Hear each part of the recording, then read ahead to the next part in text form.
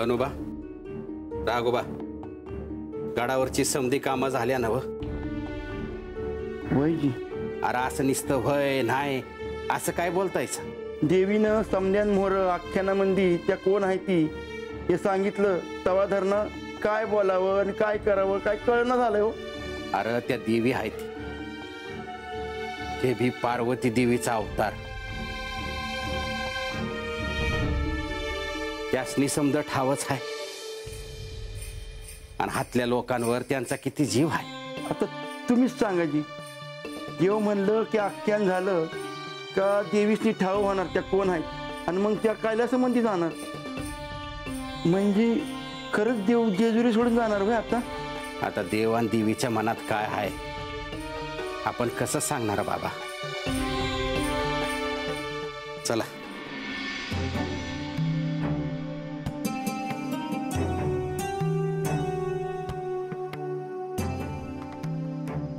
चोडोपा, राघोबा, गणोबा, काय झालं?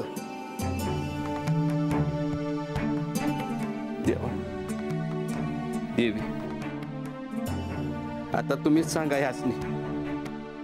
मला तर काय बी कळना झालं या बघा. गणोबा, झालंय तरी काय? तुम्ही आमचं जीव का पारा नाही. आता तुमच्या बिगर आम्ही काय करायचो? आमचा देखील इथल्या प्रजेवर जीव आहे गणोबा. अरे तुम्ही सर्वजण आम्हाला अतिशय प्रिय आहात. हेच मी ह्याला सांगत होतो देवा. देवाचा आणि देवीचा इथल्या लोकांवर जीव आहे. तेसनी सोडून नाही जायचं ते कुठं. पण ह्यो काही ऐकायला तयार होईना. देवी, तुम्ही आख्यानामध्ये सांगितलं की तुम्ही पार्वती देवी आहे आणि माझ्या डोळ्यात तर पाणी थांबणं झालं बघा. माझं लय मोठं भाग्य आहे हे मला आता कळालं. देवी, तुमची आणि देवांची सेवा करायला मला मिळाली. या हाताने अजून मला काय हवं? काय बी नको. देवांचं आणि देवीचं लगीन झालं आणि देवी गडावर आल्या तवा धरणं तुमची सेवा करायची संधी मिळाली आम्हास. जसं आम्हासनी देव आहे ती तसं तुम्ही आम्हासनी देवी हायसा. आमचं मायबाप हायसा. आमच्याकडनं काही चूक बीक झाली तर पदरात घ्यावीची. तुम्ही तुमचे दायित्व अत्यंत उत्तमरित्या पार पाडले आहे. म्हणजे तुम्ही आम्हाला सोडून जाणार नाही ना? गणोबा, ह्याबद्दल लवकरच सर्वांना कळेल. परंतु हे सत्य आहे की मी काय, म्हाळसा काय, आम्ही इथल्या कोणालाच विसरू शकत नाही. मला तुम्ही सर्वजण प्रिय आहात. तेव्हा काही झालं तरी मी माझ्या भक्तांना कधीही अंतर देणार नाही.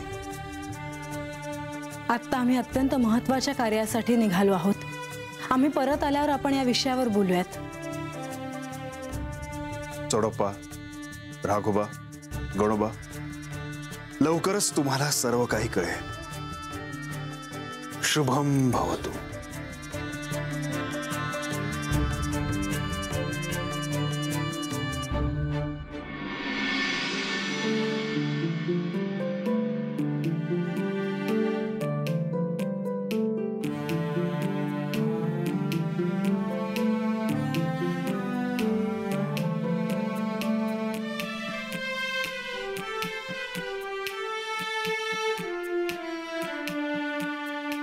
मला अजूनही खरं वाटत नाही की आपण ह्या क्षणी पालीला जाणार आहोत. म्हाळसा, या अवतार कार्याचे प्रयोजन पूर्ण झाले आहे. तेव्हा आता हे अवतार कार्य पूर्ण करून आपण कैलासाकडे प्रस्थान करणार आहोत. परंतु त्याआधी तुझी इच्छा म्हणून आपण पालीला जात आहोत. सगळ्यांना अजूनही कुतूहल आहे की आपण खरंच कैलासासाठी प्रस्थान करणार आहोत की नाही. सगळ्यांना असं वाटत असेल की आपण इथून जाणारच नाही. स्वाभाविक आहे. परंतु जे घडणार आहे ते घडल्या वाचून राहणार नाही. हो.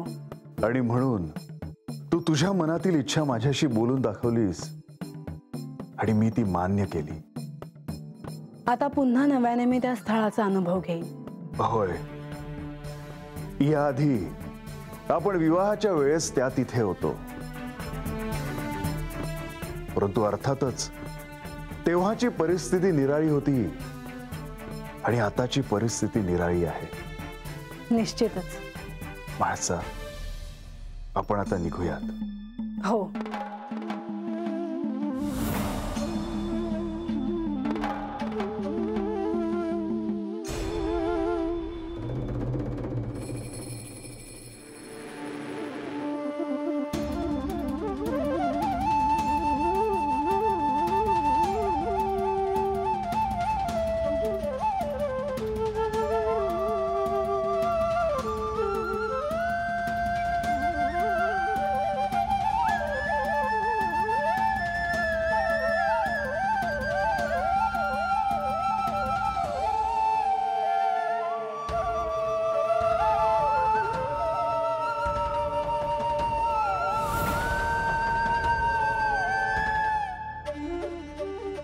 हेच ते स्थळ आहे जिथे आपला विवाह झाला होता. होय म्हाळसा, आणि आपल्या विवाहाची जी तिथी निश्चित झाली होती ती होती पौष पौर्णिमा. मला सारं काही अगदी स्पष्ट आठवतं आहे. असं वाटतं आहे की सारं काही अगदी आत्ताच घडलं आहे.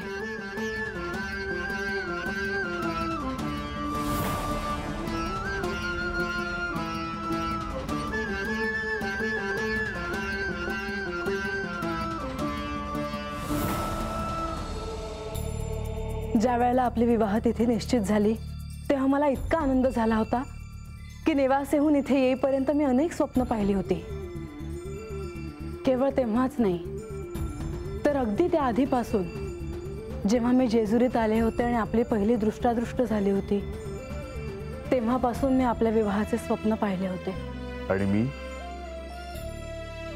म्हाळसा, तुला सारं काही आठवेल त्या क्षणाची मी आतुरतेने वाट पाहत होतो.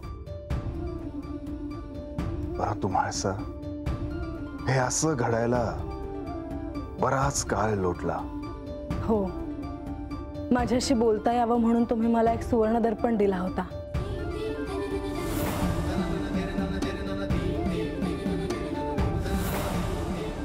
त्यानंतर तो सुवर्ण दर्पण भंग होईपर्यंत मला कधीही विरह जाणवला नाही.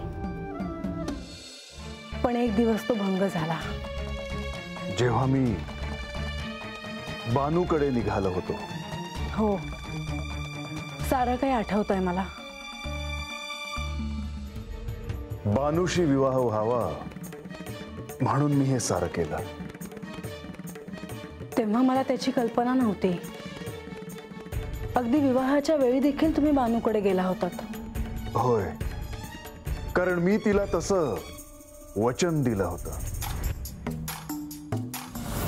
यानंतरच्या पहिल्या पौर्णिमेला मी तुझ्या घरी येईन. विवाहस्थळी सगळेजण खूप अस्वस्थ होते. होय म्हाळसा, परंतु मला तिथे जाणं हे क्रमप्राप्त होतं. हो, आज मला ते कळते आहे. त्यावेळी मला कशाचीही कल्पना नव्हती म्हणून मी तुमच्यावर खूप रागवले होते. पण आज मला कळते आहे की शिवलीले तुम्हाला माझ्यासाठी किती कष्ट पडले आहेत. म्हाळसा, हे असं घडणं हे विधी लिखित होतं, परंतु त्यात तुझा काहीच दोष नाही.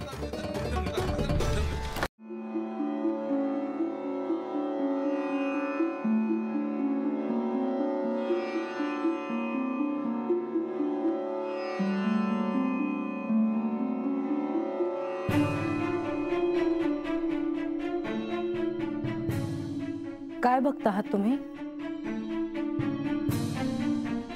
म्हाळसा, आपला विवाह या इथे का झाला हे तुला आठवतंय? हो, तुम्ही एकदा सांगितल्याचे माझ्या स्मरणात आहे. तुम्ही तुमच्या एका भक्ताबद्दल सांगितले होते. होय, तिचं नाव आहे पालाई.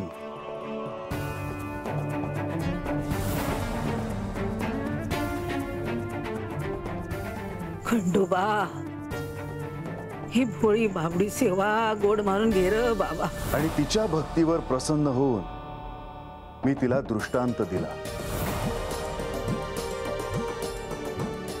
आणि माझा विवाह ह्याच पाली गावात होईल असं मी तिला वचन दिलं होतं. हो, तुम्ही सांगितल्याचे माझ्या स्मरणात आहे. पण आज असे अचानक तुम्हाला हे का आठवले? पालाई अजूनही इथेच राहते, त्या तिथे.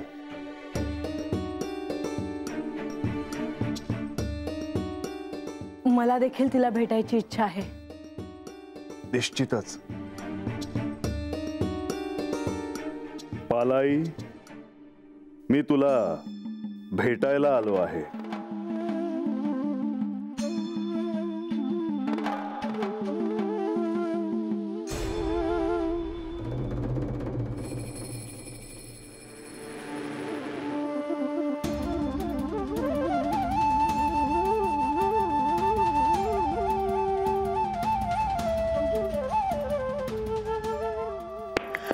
देवा, खंडोबा, खंडोबा.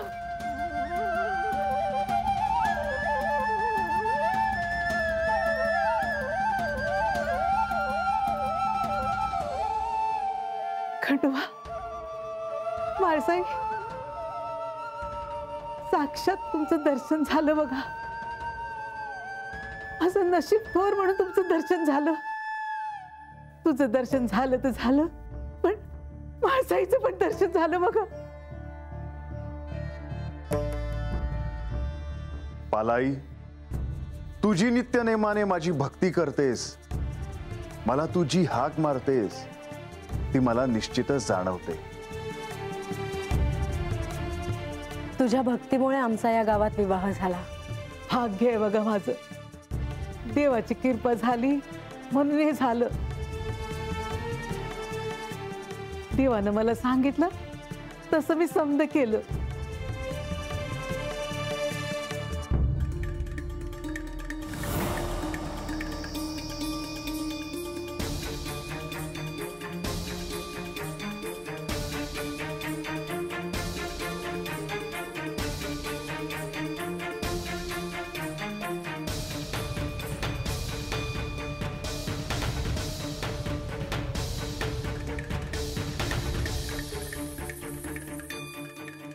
येळकोट येळकोट, सदानंदाचा हर हर.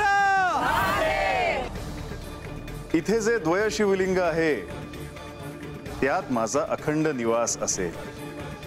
जो कोणी भक्तिपूर्वक यथाशक्ती या द्वय शिवलिंगाची पूजा करेल त्यावर मी प्रसन्न होईल.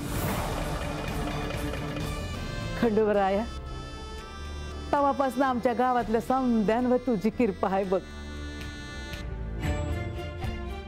गावातली समधी तुझी भक्ती करतात बघ. तुझी भक्ती केल्यामुळं कुणाला काय बी कमी पडत नाही. जशी आजपर्यंत कृपा केलीस तशी कायमची कृपा कर रे गावावर. माळसाई, तुम्ही तर अगदी मायवानी जीव लावता सगळ्यांना.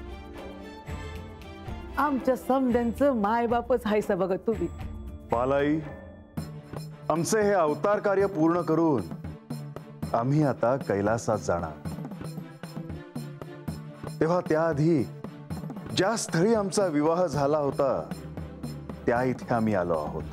म्हणजे तुम्ही दोघं बी कैलासावर जाणार होय? होय पालाई, परंतु या स्थळी असलेल्या द्वय शिवलिंगात माझा निवास अखंड असेल.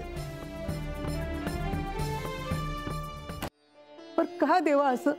पालाई, कारण आता आमचे हे अवतार कार्य पूर्ण झाले आहे आणि म्हाळसेने सत्य काय आहे ह्याची घोषणा केली आहे. तेव्हा पालाई, आता आम्हाला जावंच लागेल. देवा, माझी काही चुकी असेल तू पदरात घे. अशी काय घोषणा केली माळसाईनं? मी म्हाळसा श्री खंडेराय यांची पत्नी. मला सत्याचे स्मरण झाले आहे. मी कोण आहे हे मला समजले आहे. मी पार्वती आहे.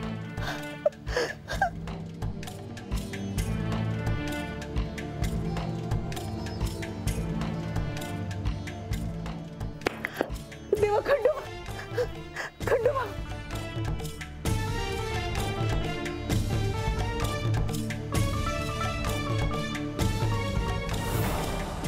देवा खंडोबा, तुझं आणि माळसाईचं दर्शन घडलं, माझ्या आयुष्याचं फल झालं. तुझी अशीच कृपा राहू दे आम्हा भक्तांवर. बाकी मला काय बी नको. हेच मागणं आहे माझं देवा, हेच मागणं आहे. शुभम भवतु.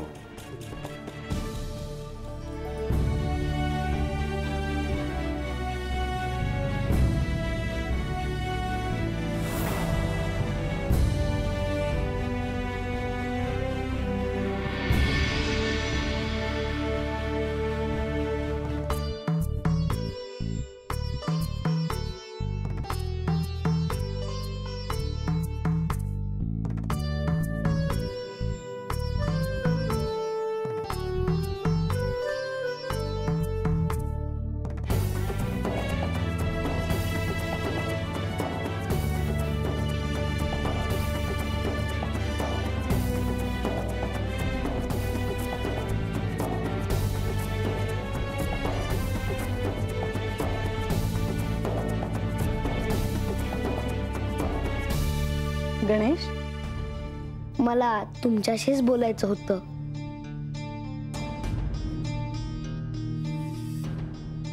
गणेश, काही महत्वाचे घडले आहे का? हो,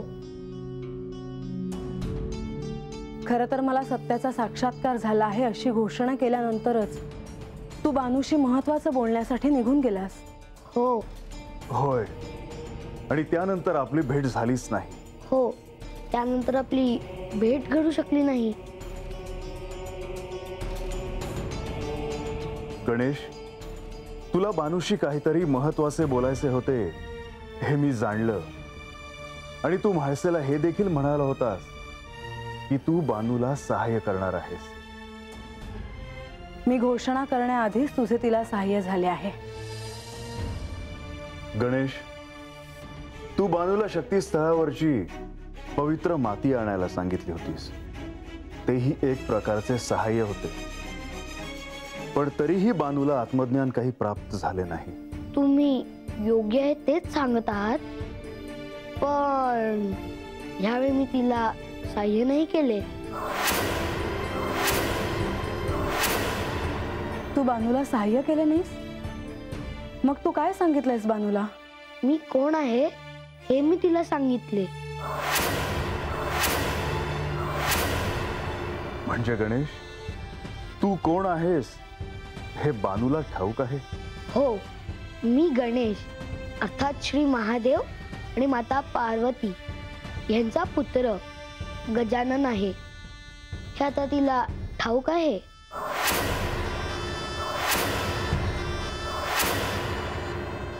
एका अर्थी तू बानूला हे सांगितलंस ते बरं झालं. त्या निमित्ताने का होईना तिला अनेक गोष्टींचं महत्त्व कळेल. गणेश, बानूला तू कोण आहेस हे सांगितलेस हे उत्तम केलेस. आता हे अवतार कार्य पूर्ण करून कैलासात प्रस्थान करण्याची वेळ समीप आली आहे. आणि गणेश, कैलासात जाण्याआधीच बानूला हे कळलं आहे हे देखील उत्तम झाले. हो, पण मला अजूनही ध्यानात येत नाही की बाणाई खरंच कैलासात येणार आहे की नाही.